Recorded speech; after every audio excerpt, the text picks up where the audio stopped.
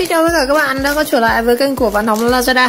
Hôm nay mình sẽ tiếp tục giới thiệu anh em cái sản phẩm mà trước mình có cái lô, có một cái video mình đã mua dành tặng cho bố mẹ cái lô hàng máy massage trên Shopee. Cái này thì mình sẽ review chi tiết một trong những các em cái sản phẩm trong đấy. Đó là cái sản phẩm gối massage hồng ngoại 8 bi. Ok.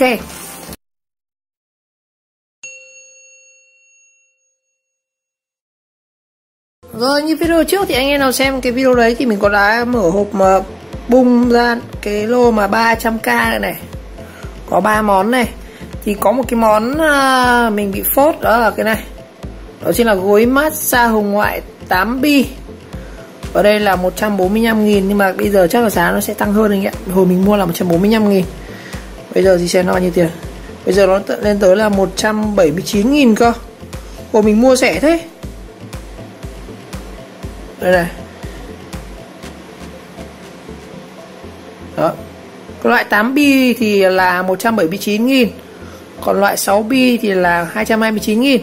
Nhưng mà cái hôm mà mình mua là loại 8 bi anh em nhé. Nhưng mà không hiểu sao shop lại giao cho mình là cái 6 bi này. Đây mình sẽ nói với anh em về 8 bi, 6 bi nó khác nhau ở điểm nào. Đó. Đây này. Cái này nó là 6 bi này, 1 2 3 1 2 3, hai viên, mỗi viên này là 3 viên. 3 viên cộng lại là 6 viên. Đây, nó là 6 viên như này này. Nhưng mà cái đợt mình mua nó là 8 viên này cơ.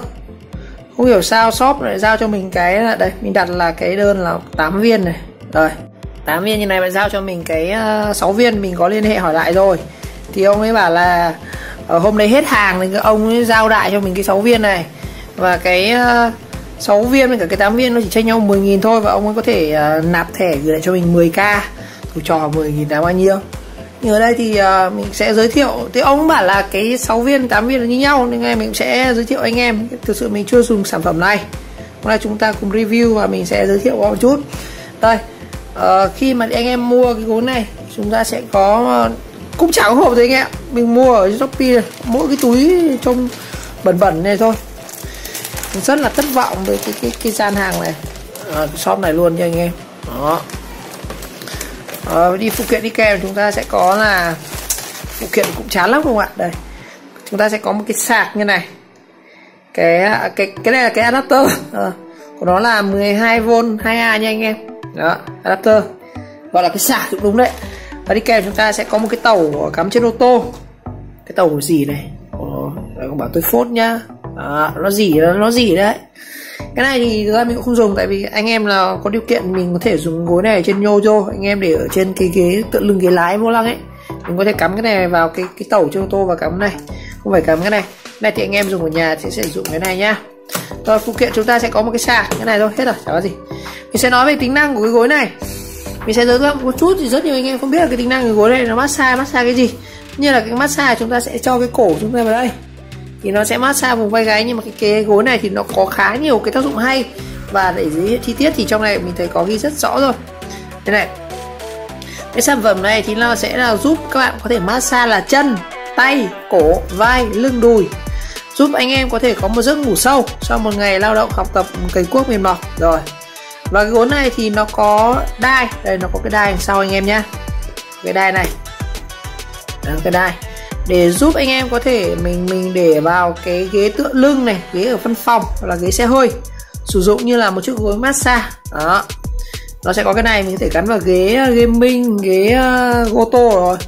Và được thiết kế rất là nhỏ gọn, mình có thể để ở phòng khách, để trên ô tô, phòng khách, các loại văn phòng. Đó, ngoài ra thì anh em có thể mang đi du lịch, picnic, đi công tác mang đi. Tôi nghĩ là công tác chả ai đi mang cái gối này cho nặng của mẹ ra. Cái này chỉ để ở nhà, phòng khách thôi, còn là để cho ô tô.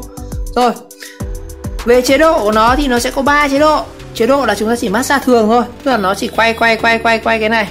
Chế độ thứ hai là nó sẽ massage có thêm hồng ngoại. Thì tức là hồng ngoại thì cái này nó sẽ có thêm đèn đỏ, cái đèn hồng ấy.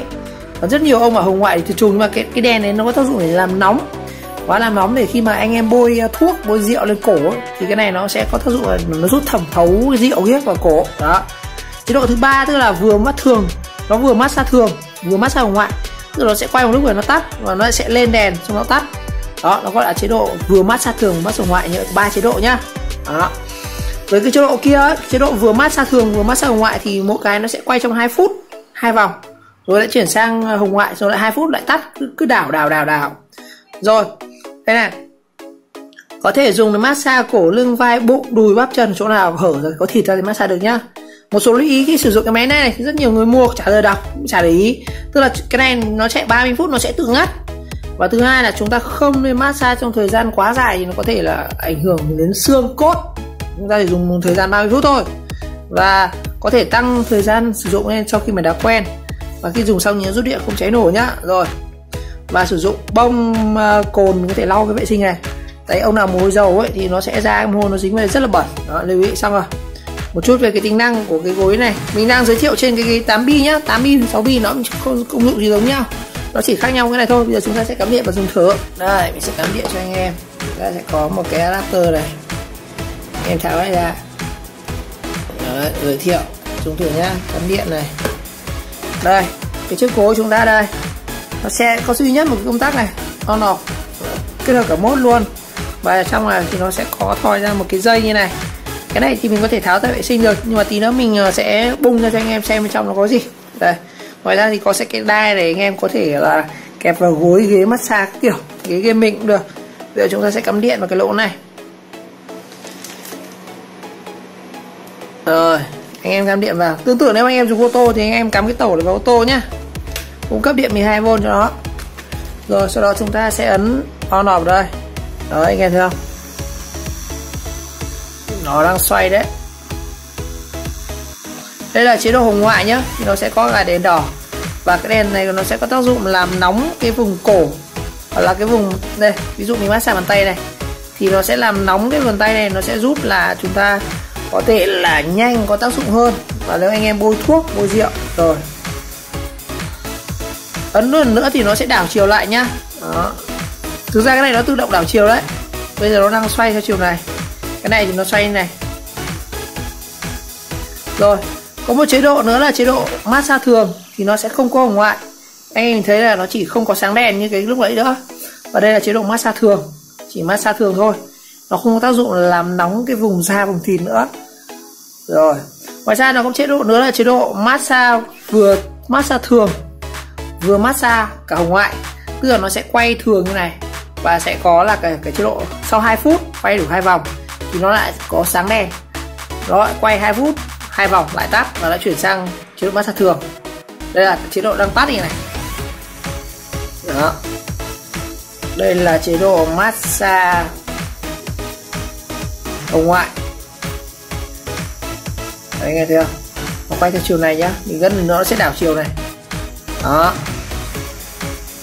Nó nóng với cả cái cổ lên này. Đó. Đó. Đây là mình massage bằng tay, tí mình sẽ thử anh quay cho anh em massage cổ phê đến chỗ nào. Đó, ấn lần nữa thì nó sẽ sang là massage, chế độ massage thường thôi. Đó. Và một cái đặc điểm khi mình sử dụng cái gối này thì mình thấy rằng cứ sau 30 phút nó sẽ tự động nó ngắt, nó sẽ không massage nữa. Mình không biết là có cài đặt cái chế độ hẹt giờ gì hay không hay là của nó thế, nhưng mà cứ sau khoảng đúng 30 phút nhà mình dùng, mình thấy mình hỏi các thầy U thì các thầy U bảo cũng 30 phút nó tự động tắt, chả phải làm gì cả, cứ cắm ở ghế xong ngồi 30 phút nó tự động tắt. Đây là rồi, bây giờ mình sẽ bung ra cho anh em xem bên trong nó có những cái gì nhá. Cái ghế đây mình có thể tháo được cái này hẳn ra này. Đó, cho anh em xem bên trong của nó. Cái này thì rất là nhiều nhà có rồi, nhưng mà nếu mà mình nghĩ rằng anh em mua tặng cho bố mẹ hoặc là những người thân, người lớn tuổi thì rất là tốt. Cái này nó massage cổ cho các cụ đỡ đau vai cổ các thứ, dễ ngủ. Rồi đây là bên trong của nó nhá anh em. Bên trong chúng ta sẽ có là một cái đệm xốp này, một đệm xốp, và lòng qua cái đệm xốp chính là cái dây cắm điện này. Rồi mình rút cái dây cắm điện ra nhá, dây cắm điện này. Đó. Rồi, an toàn. Bên trong anh em thấy rằng nó gì nó cũng khá đơn giản thôi. Đây này, cái 8B hay là cái 6B nó chỉ khác nhau cái miếng nhựa như này. Cái miếng nhựa ở 8B thì cái viên của nó sẽ là khác, nó sẽ là khác. Còn chung là hệ thống motor này hay là các cái mạch của nó thì như nhau, chỉ khác nhau cái miếng nhựa này thôi. Rồi đây, bên trong dưới này anh em này, thấy tàn lông này, tàn lông thôi không ạ. Chưa dùng mà thấy tàn lông ở dưới này. Đùa chứ nha, tôi dùng rồi, trước tôi mở hộp xong tôi dùng rồi đây. Nó sẽ có một mô tô điều khiển cái quay các kiểu này. Đó. Còn trong này như nào thì có lẽ mình sẽ làm một video bung hẳn trong sau. Và chúng ta chỉ bung để gọi là mình có thể tháo này ra để như này. Đây chỉ là cái công tắc này để có thể tháo này ra giặt vệ sinh, nhưng mà dính mồ hôi nhiều. Ở bên trong của nó đây nó chỉ có thế này thôi. Đó, một cái đệm bằng xốp giống kiểu mũ bảo hiểm đó. Đấy, motor của nó này cũng đơn giản thôi mà. Nó có cái này, cái đỏ đỏ dưới là cái hệ thống hồng ngoại nhá. Đây mình sẽ cắm điện thử cho anh em xem một cái cơ chế hoạt động nó như thế nào. Đây chúng ta xem này. Đây dây điện đây, cắm điện vào này. Đây công tắc ở đây nhá. Đó, tí đèn nó ở luôn trong này. Đấy, đảo chiều này. Đây chế độ vừa massage thường vừa massage hồng ngoại. Nó quay đủ 2 vòng thì nó sẽ tự động nó tắt đèn. Còn đây là massage thường, không có đèn hồng ngoại. Cái này thì nó sẽ không nóng như là cái hồng ngoại kia. Cắm một lúc nó nóng ở cổ anh ạ. Đó. Đấy, ấn tiếp là chúng ta ấn 3 lần chúng ta sẽ tắt này. Massage vừa thường vừa hồng ngoại này. Nhé, mình sẽ cho anh em xem nhé. Xem quay được khoảng bao lâu thì nó sẽ tự động đảo chiều. Đó. Thế bảo quay khoảng 2 phút thì nó sẽ tự động đảo chiều anh em. Đó, nó đảo chiều và nó sẽ tắt đèn. Rồi, ấn công tắc này. Công tắc này nó sẽ tự động đảo chiều này. Đấy, nhìn nó cũng đơn giản mà.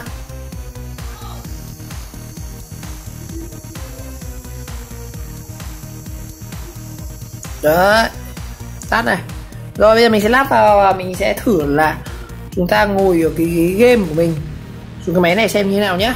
Rồi với cái ghế game như này thì thường là đi kèm nó cũng sẽ có một cái set gối, mà mình sau đây mình sẽ lắp thử cái gối của một Shopee này. Rồi anh em tháo này ra lắp ở đây. Đó. Thì thoi cái dây ra để cắm điện nhé. Rồi giờ chúng ta cắm điện này. Đây, cắm cái điện vào đây. Đó, để ra đằng sau. Cái này tương tự với anh em lắp cái game này hoặc là cái ô tô, chúng ta cũng lắp như này nhá. Hoặc là anh em dùng với gia đình thì cũng lắp như này. Rồi bây giờ mình sẽ dùng thử cái ghế này nha, cái gối này nhá. Đây, cái công tắc thì ở dưới này nhé. Đây, ấn này, đặt cổ vào này. Mình đang để cái chế độ mà massage có cả đèn hồng ngoại. Phê rồi. Nó vừa nóng này. Đó. Sướng anh ạ. Mình có thể massage vùng gáy này. Sướng. Đó. Lắp vào cái ô tô, ghế game các kiểu. Sướng lắm. Mát lịm. Đó. Sau khoảng 2 phút thì nó sẽ tự động nó đảo ngược lại. Sướng.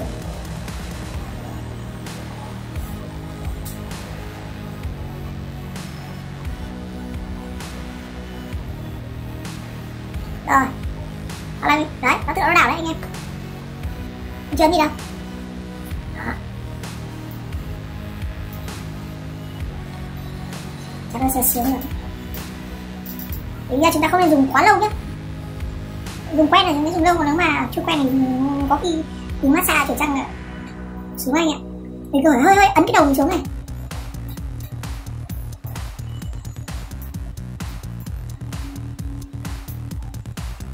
Rồi lòi.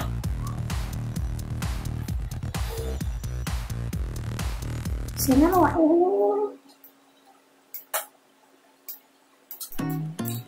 Đó. Sau phút này sẽ tự nó đảo lại này.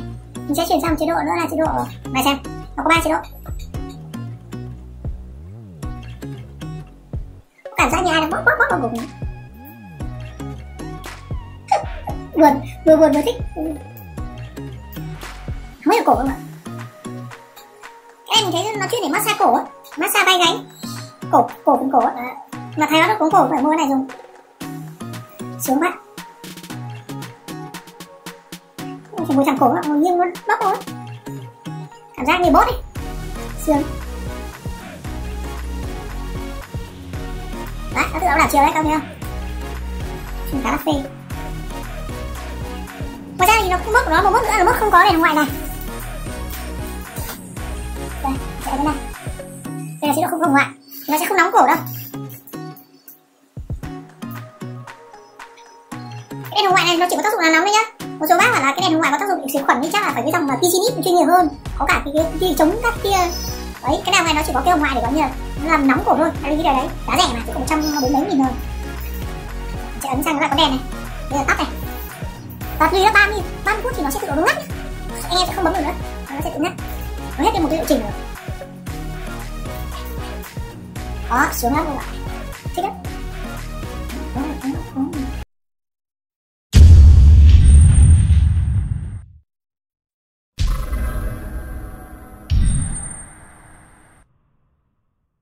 Rồi, như vậy ngày hôm nay thì mình đã có bài review chia sẻ về chiếc gối hồng ngoại 6 pi. Chính xác em này chỉ có 6 pi thôi. Giá rẻ ở trên Shopee.